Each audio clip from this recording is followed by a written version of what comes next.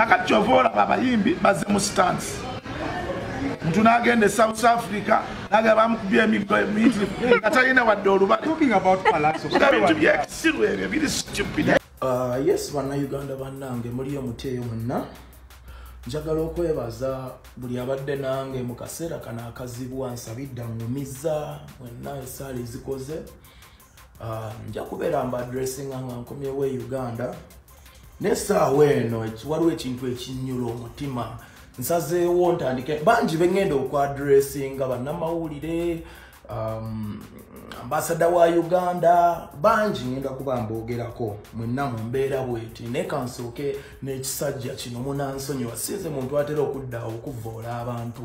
ne kantandike n'ekisajja kikatolubwama katolubwama ekisookera ddala nakula nkulaba nga taata wange ayagala nnyo emizannyo gyo nga njiraba nga mmanyi oli musajja alina amagezi katolubwama ozze ku TV n'oyogera mbu nakola stanti mbu bintu bya kisirusiru katolubwama olina okuneetondera ndi mwana muvubuka muto asa alina okubeera nga mutabani wo tinandisuubidde nti waalinyuliddwa oba olina amagezi nga member of parliament ebigambo ebiva mu kamwako bikyafu nnyo biswazaswaza eggwanga lyaffe sisobola nakusongamu nti member of parliament era abantu beerubaga bwe muddamu ne muzza ekisajja ekyo n'obubi bwakyo n'amagezi gaakyo amatono mu parliament mugenda kuba muswaziza nnyo eggwanga lyaffe bisajja bitumalira obudde tebirina ntegera twetaaga abaana bato mu parliament abantu abasobola okwogera ebintu abantu abategeera entegera y'abantu eggwanga lyaffe yeggwanga erisembayo obuto mu nsi yonna lyetaaga abaana abato abatategeera ntegera ekisajja ne kibwagama bagamba nagenda mu parliament kulya buli omusajja n'agenda e Bulaaya omujjanjaba n'akomawo ku ssente y'omwoyo w'omusolo ne yeewaana mbu baali baagala nze bansale ng'empuuta ffe nga Uganda batusala ng'empuuta ng'omwavu bamusala ng'empuuta ye bw'obanga olina omukisa okusala ng'empuuta guba na mukisa abamu baffe ebirwadde n'ekisajja ne kidda ne kibeewanyako ne museka bannayuganda tuzuukuke guno omulembe gwa .com tuvemu ebyo bisajja bisirusiru sajja ne kimirira mu palasa yakola stanti bintu bya kisiru mbu talina biwundu talina damages mwami Katolubwama okimanyi mbu mu kundumbibwa kwennalumbibwa Tafontaine minisika sirigamenti yange mu VV baji yakutuse okimanyi mbu nno nina injuries ku mikono waliwo ne kibayita inner injuries ze sisina kwetotolera nze nakwesumulira kubanga ku magezi go nga member of parliament olwa tulina kyokoledde bantu beerubaga olonze omuntu ssekinnoomu so sina kweyambulira bulumi bwange bwendi ku mutima naye nga ate kimenya nnyo omutima olina bannayuganda bannabaana bali eno babonaabona n'ambasada we Uganda gw'olina okwogerako bamu ennyumba ennungi n'emmotoka ennungi bannayuganda bali eno nasanga omukazi senge ng'amusaze ng'abuuka ekikomere Tafontaine nga bamulumbye toyinza nakwogera ku ekyo kale kisajja gwe oli kunze otambulirako gosinga okwagala attention tova ku TV gakulemye okugenda okwadressinga ebizibu by'abantu beerubaga oli kunze onsiriwalirako kisajja gwe nzija mu kamwako oli kisajja kikulu oli kibi oyambala bubi toyina magezi by'oyogera tebikufaanana oswaze wamma oswaza abantu beerubaga okubanga baakulonda era Katolubwama olina okuneetondera bintu bingi bibaawo radio eyamutta yali muntu omu miracles do happen man nze sina kyembegulako mbu bakuyiize nze guno omwaka oguwedde nze muyimbi abadde asinga okuba n'endongo ne guno gwennyini ogulimu nina endongo okitegeera sirina nsonga laki mpulinga stand gwe kisajja gwe kikulu eyalemwa abaana bato ba Madrat and Chiko bazze babisudde byebisajja bidduse binoonya obusonda mwe byenyiga mu biguliddewo parliament mu bituteseze kale ekisajja ekikulu bwe kiti ekitalina magezi mu bubi bwakyo ne mukita mbukigende kitutegerere tumanyi bulamu bw'abannayuganda banno booteeka mu matigga tuli mu creating awareness y'okubeera nti omufirika ate omufirika tuli mugezaako kukyusa mbeera eyo nze n'abantu abankuba nabasonyiwa osegera njogera kuva ku mutima nabasonyiwa naye ate tugezaako okumalawo embeera eyo omuntu nakubira n'essimu nga Davido ne Waire thank you Waire okuva e Kenya abantu nga Bobby Wine abantu nga ba Eddie Kenzo they are concerned be bavubuka abato betwetaaga nekino ekisajja ekikulu ne kiyimirira ku national TV omunnamasaka enkyajja kuba mwanyinaze ne bajjamu temaatema tiyajja kwogera bannaye bannayuganda mukendeeze ettima ebisajja bwe bityo mukikeeza ne mukiwane radio kiyimirire kikyalinga obwongo bwakyo n'abantu gwe Katolubwama bukyanga olumba abantu nze ndi musajja ali intelligent negendereza siri buno obuvubuka b'olumbalumba n'owangula n'otiisatiisa olutalo lw'ebigambo tojja kunsobola nze ndi muwandiisi wa nnyimba ndi poet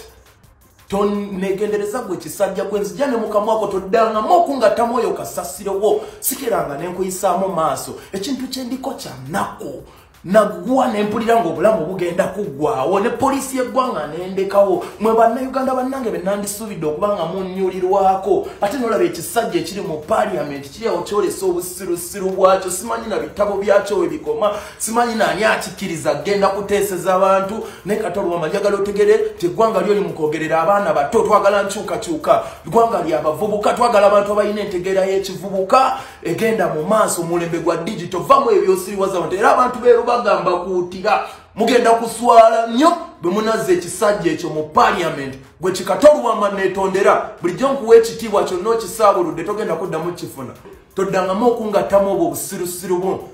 nze saagala kukyafuwala sizannya na mbizi kakati kyova olaba abayimbi bazze mu stance muntu n'agenda e South Africa naga bamukubye emiggo emiyitirivu nga talina wadde olubale bintu byekisiru ebyo biri stupid. Mpulira nga nina okwongera okwadressing ensonga ya Honorable Katolu Bwama. Honorable Katolu Bwama sigenda mu addressing nga comedian kubanga every time buli lwe tutolerating abantu ab'entegeera entono ne tubateeka mu tuluba lya comedian tumaliriza ffeffe nnyini n'eggwanga lyaffe ffe tudde emabega. Katolu Bwama ebintu bye wayogedde njagala otegeere buno bulamu bwange bw'oli mu kusiriwaliramu n'okuzannyiramu. Katolu Bwama oli musajja mukulu abantu bakuwa obwesige ensonga lwaki particularly nonze gwe obeera ekyokulabirako kubanga oli member of parliament eno e South Africa ne mu ddwaliro gye nnali nina omukazi gwe nasanga ng'ali lubuto munnauganda yalumbibwa sengenge n'amusala ebigere n'olubuto nga walampa ekikomera nanyumiza mbu yeekweka oba mutoyi poliisi nejja n'emugjayo. Wali kyenjagala okugamba nti mu ebyo ebintu ebimu nga Katolu Bwama byotwalanga comedy nodda ku national TV nowe ebirowoozo byentegeera yeeye entono bino obulamu bw'abantu abamu obateeka mu matigga. Oyinza okusanga ng'ekintu kino enkya kijja tuuka ku mwanawo oba mukoddomiwo oba muwalawo oba ani yenna. Katolu Bwama gwe kisajja gwe. Katolu Bwama yazze ku TV, national TV n'agamba nze baali baagala bansale ng'empuuta mbu bansale bazungu be bazira. Katolu Bwama ova mu nsi nnaku wagenda okujjanjaba ku ssente y'omuwi w'omusolo. Omuwi w'omusolo atalina na ssente zisomesa baana mu ssomero ddungi. Omuwi w'omusolo ebyo ebirwadde bye wagenda okujjanjaba birwadde bibyo bye weenoonyeza ng'omuntu. Bwali amasavu olina okujjanjaba omutima teri yakulira masavu naye oli ku ssente y'omuwi w'omusolo ogidibaze bakututte gwe ssebo ofunye obujjanjabi obulungi ate okomyewo weke. Abantu b'e Lubaga mwaddira omusajja oyo comedian atalinaamu yadde eggeze ettono bwe riti ne mumuteeka mu parliament abategeerere. Ekyo ekintu kya nnaku. Uganda is the youngest country in the world and we need tulina abaana abato abasomye abatalina na mirimu abatusobola okurepresentinga eggwanga lyaffe ne ligenda mu maaso. Ne mazima ddala omuntu n'olwala n'obula n'eddwaliro gye basobola okujjanjabira ne muddira ebyo ebisajja ebikulu ebyazanyisa obulamu bwabyo ne bifuna ebirwadde byabyo ne bigenda bijjanjabibwe ku ssente zammwe ne musigala nga museka mbu ebyo bibanyumira ne bannamawulire ne babiwa kamera ne babiwa n'obuzindaalo byolese obusirusiru bwabyo. Otunuulira mu parliament Katolu Bwama otunuulira abavubuka bonna baalumbanga bato mu myaka kugijje n'otunula mu parliament z'ensi ezitwetoolodde ng'abaliyo bavubuka bato abali na entegeera eri updated okubeera nga basobola okuweereza amawanga gaabwe okubeera nga basobola okwogera ebintu ebizimba amawanga gaabwe. Naye oli n'abagamba mbu nze Katolu Bwama nange nali njagala kulya nange kandyeko. Kati abayimbi mukuba baki be musumbwambwe ate simanya ye yayimbira Museveni naye kalyeko. MP omulamba nodda ku National TV nobuza abantu nowereza obubaka omanyi obubaka bwo gye butuuka omanyi bannayuganda banna obulamu bwabwe bwoteeka mu matigga ggwe Katoolu Bwama ng'oyimiridde ku TV okwo n'oyolesa obwongo obutono ekyenkaniddawo n'oyogera ebintu by'otalinaako bwino onoosobola otya okubeerera abantu bo abeerubaga n'obaweereza ensonga zaabwe ne zituuka bannange ebintu bino tubijje mu komedi bannayuganda oluvaawo nga muwalampa abayimbi nga mulina ebisajja ng'ebyo nga mubisindika mu parliament nze nayagala wano okwesimba ku bwa MP bwe Kawempe South abantu basooka okuvayo siina ntegeera emala era nembibalekera naye ng'ekyali kintwalayo kubeera nti nze nasomera kwa Piawas nayitanga mu Kimumbaasa nga ngenda okusoma bannayuganda nga muwoza Museveni akyuke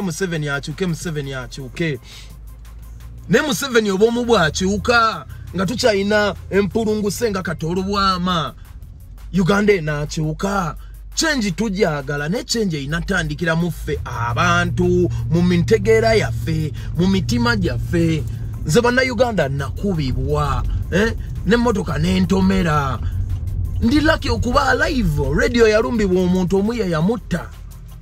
I'm lucky to be alive n'ekibuuzo kiri nti gwe nsabwe banaakulumba onaawona nze nawona nze gwe mutadde bibyo stanti zammwe eza Katoolu Bwama ziizo byebibasanyusa bibyo sijja kumala kweyambulira toyina magezi oli musawo